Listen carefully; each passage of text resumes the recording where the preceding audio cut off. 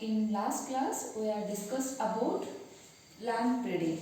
What is plant breeding and what is the definition of plant breeding and what are the steps involved in plant breeding. Here, in today's class, I am going to discuss about a green revolution. What is green revolution? Here, India, we know that the India is the agricultural based country. India is mainly the agricultural based country in which the 62% of the people they are doing work in agricultural field, and the 33% of the products they are gives to the GDP. GDP means gross domesticated product. They are given from the agricultural field. GDP means gross domestic product. The 33% of GDP is contributed from the agriculture. Here, after the independence, the India it faces the many challenges in that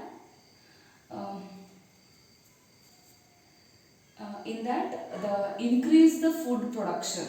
It means after the independence, the India's population get increases and the food production is also increases by the help of green revolution.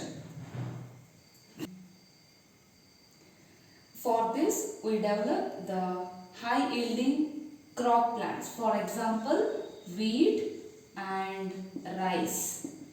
Wheat and rice, these are the high yielding crop plants and they are developed by the help of plant breeding. Why we are develop the wheat and rice here?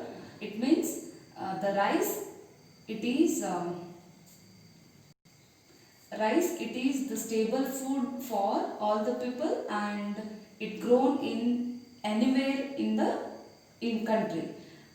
Wheat is also it grown in everywhere of the country. That's why we develop wheat and rice from the help of or by the help of plant breeding techniques. We develop wheat and rice. Here the high yielding wheat and rice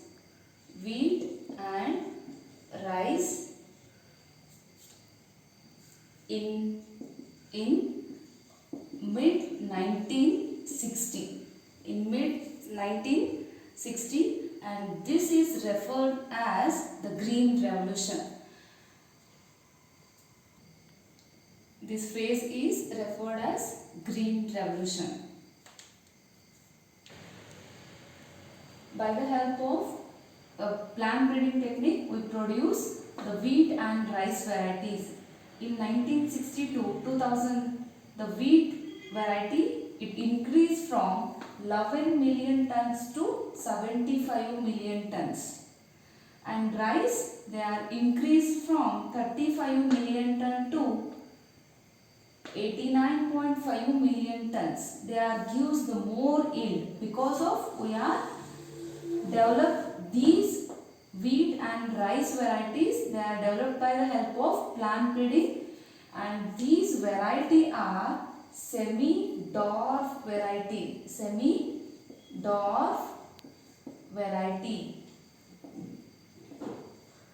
And what are the characters of semi-dwarf variety of plants? What are the characters of the semi-dwarf varieties? It means the first one, they give high yield. It means they are gives the more productivity and they are having the resistance from lodging. Lodging means bend. ಇಲ್ಲಿ plants ಏನಾಗಿರ್ತೈತಿ ಅಂದ್ರೆ some plants they are bend towards to the soil. ಇಲ್ಲಿ plants height increase ಆದಂಗೆ ಏನಾಗ್ತೈತಿ ಅಂದ್ರೆ plants ಇದು bend ಆಗ್ತಾ ಬರ್ತಾವೆ. ಸೊ ಪ್ಲಾಂಟ್ಸ್ ಬೆಂಡ್ ಆಯಿತು ಅಂತಂದ್ರೆ ಅದನ್ನು ನಾವು ಲಾಡ್ಜಿಂಗ್ ಅಂತ ಕರಿತೀವಿ. ಸೊ ಅಲ್ಲಿ ಪ್ಲಾಂಟ್ ಬೆಂಡ್ ಆಗೋದ್ರಿಂದ ಅದರ ಪ್ರೊಡಕ್ಟಿವಿಟಿ ಈಲ್ಡ್ ಏನಾಗೈತಿ ಕಡಿಮೆ ಬರೋ ಚಾನ್ಸಸ್ ಇರ್ತದೆ. ಸೊ ಇಲ್ಲೇ ಈ ಸೆಮಿ ಡಾರ್ಫ್ ವೆರೈಟಿ ಪ್ಲಾಂಟ್ಸ್ ಒಳಗಡೆ they are resistance from lodging. ಇಲ್ಲೇ ಬೆಂಡ್ ಆಗೋದಿಲ್ಲ. ಸೊ ಬೆಂಡ್ ಆಗಲಿಲ್ಲ ಅಂದ್ರೆ ಆಟೋಮೆಟಿಕಲಿ ಅದ್ರ ಈಲ್ಡ್ ಏನಾಗೈತಿ ಇನ್ಕ್ರೀಸ್ ಆಗ್ತದೆ. And they are having the resistance from the pathogens. Pathogens means disease causing agents. It may be fungus ಆಗಿರ್ಬೋದು, virus ಆಗಿರ್ಬೋದು, ಬ್ಯಾಕ್ಟೀರಿಯಾ ಆಗಿರ್ಬೋದು. ಯಾವುದೇ ಪ್ಯಾಥೋಜನ್ಸ್ ದಿಂದ ಡಿಸೀಸ್ ಅನ್ನ ಬರದೇ ಇರೋ ಥರ ಅದು ರೆಸಿಸ್ಟೆನ್ಸ್ ಕೆಪಾಸಿಟಿ ಆಗಿ ಹೊಂದಿರ್ತವೆ. And also they are having the resistance from the pest. And they are fertiliser responses. Fertiliser responses. ನಾವು ಯಾವುದೇ ಫರ್ಟಿಲೈಸರ್ಸ್ ಅನ್ನ ಅದಕ್ಕೆ ಹಾಕಿದ್ವಿ ಅಂದ್ರೆ automatically they are response for that fertiliser and they are automatically gives the more yield, and they are having smaller growth period. Smaller growth period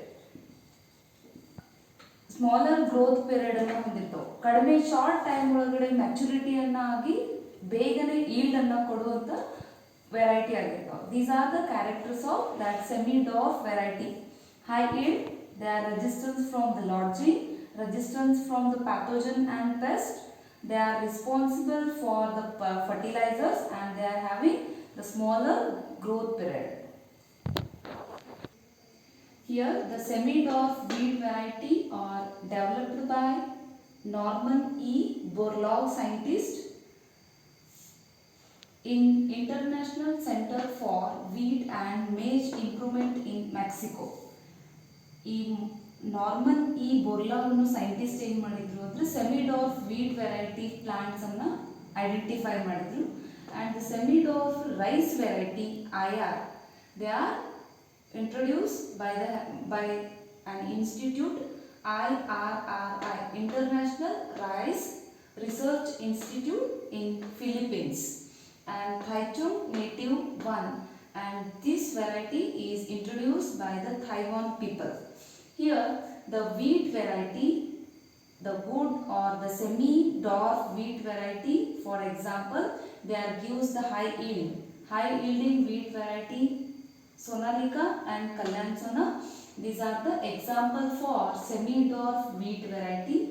And in rice, Jaya and Ratna, these are the two example of semi-dwarf rice varieties.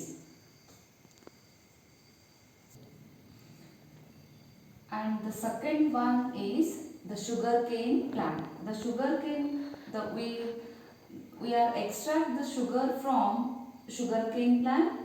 In nowadays, the sugar, it can be extracted from the sugar beet in the developing country.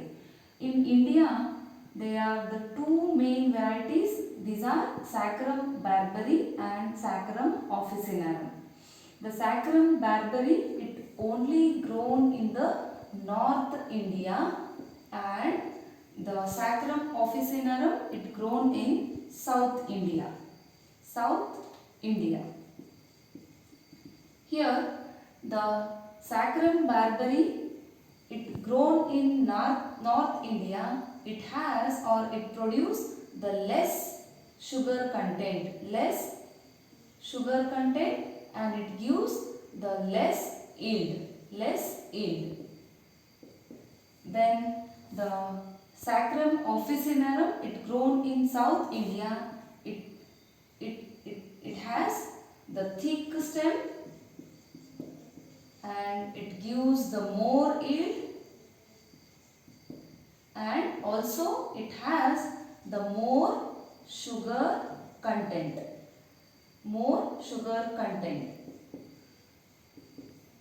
Here the Saccharum officinarum, it cannot be grown in North India because of the North India, it has the less temperature. That's why the Saccharum officinarum, it cannot be grown in a North India.